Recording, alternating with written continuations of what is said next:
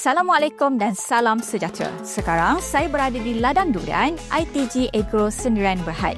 Ladang yang berkeluasan 6 hektar dan mempunyai 700 pokok durian dengan pelbagai varieti seperti Musang King, Teka dan duri hitam telah dipersijilkan dengan Amalan Pertanian Baik Malaysia (MyGap) sejak tahun 2022.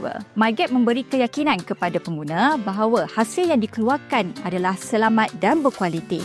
Oleh itu, amatlah penting kepada semua pengusaha ladang untuk mendapatkan persijilan MyGap.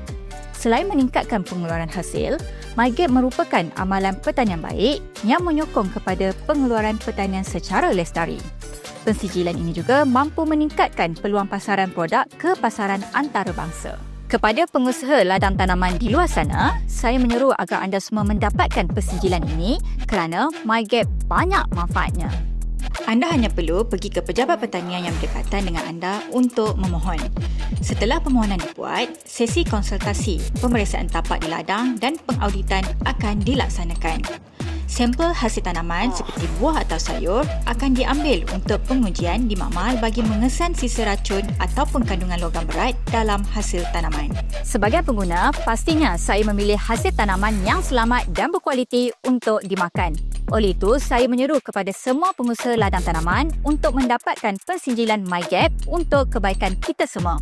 Jom kita daftar MyGap. Pendaftaran adalah percuma. MyGap selamat dan berkualiti.